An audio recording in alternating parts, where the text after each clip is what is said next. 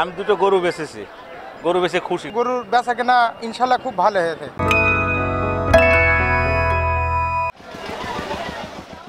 এবারের কোরবানি ঈদে চুয়াডাঙ্গা জেলায় কোরবানির পশুর বেচা কেনায় রেকর্ড হয়েছে। জেলার খামার মালিকরা বিক্রি করেছেন ১,০০০ কোটি টাকার গবাদি পশু। শেষ সময়ের কেনা বেচায় জমে উঠেছে জেলার পশুর হাটগুলো।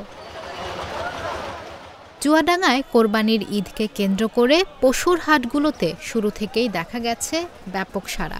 ঈদের প্রায় ১ মাস আগে থেকেই পশু বেচা কেনা শুরু হলেও মূল ভিড় জমে শেষ ১৫ দিনে। ওয়ালটন আবারও মিলিয়নিয়ার অফারে ওয়ালটন ফ্রিজ কিনে আপনিও হয়ে যেতে পারেন মিলিয়নিয়ার। চুয়াডাঙ্গা জেলা প্রাণী সম্পদ অধিদপ্তরের তথ্য মতে এবারে জেলায় প্রস্তুত রাখা হয়েছিল ১,৯৯,৪৩৬টি গবাদি পশু। এর মধ্যে গরু ও মহিষ ছিল ৫১,২২৪টি, আর ছাগল ও ভেড়া ছিল ১,৪৮,২০৫টি। জেলার চাহিদা ছিল ১,২৪,৮৫৫টি পশু। কৃষকরা বলছেন এবছর জেলার হাটগুলোতে পশু বেচা কেনায় বড় কোনো বিড়ম্বনায় পড়তে হয়নি।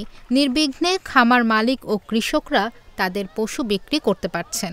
আমি দুটো গরু বেচেছি, গরু বেচে খুশি। গরুতে আমার লাভ হয়ে গেছে। গরুর বেচা কেনা ইনশাল্লাহ খুব ভালো হয়েছে।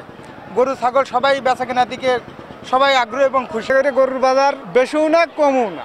চুয়াডাঙ্গা জেলায় বসেছে ছোট বড় ১২টি পশুর হাট। প্রতিটি হাটেই ছিল পর্যাপ্ত নিরাপত্তা ব্যবস্থা। বড় ধরনের কোনো অপ্রীতিকর ঘটনার খবর পাওয়া যায়নি। জেলা প্রাণী সম্পদ অধিদপ্তরের হিসাব অনুযায়ী এবছর কোরবানির পশুর বেচা কেনায় টাকার অঙ্ক ছুঁতে পারে ১,০০০ কোটি টাকা। আমাদের চুয়াডাঙ্গাতে প্রায় গরু ছাগল মিলে ২ লক্ষ প্রস্তুত রেখেছে আমাদের কৃষকরা। আমরা বিভিন্নভাবে পরামর্শ দিচ্ছি। আমাদের যে গরুগুলি সেই গরুগুলি প্রায় বাজার মূল্য প্রায় ১,০০০ কোটি টাকা। আর এছাড়া আমাদের ৪টি উপজেলাতে প্রায় ভেটেনারি মেডিকেল টিম আছে, তারা ক্রেতা এবং বিক্রেতাকে সুন্দর পরামর্শ দিয়েছে। যেখানে কোনো গরু অসুস্থ থাকে বা কোনো গরু যদি অন্য কোনো পন্থায় যদি মোটাচাঁদ না করে, আমরা কৃষকদের সেই পরামর্শ দিয়েছি। সেখান থেকে আমাদের ক্রেতারা সেই পরামর্শ পেয়ে থাকবে। চুয়াডাঙ্গার সফল পশু বিক্রি খামারিদের মুখে হাসি ফুটিয়েছে।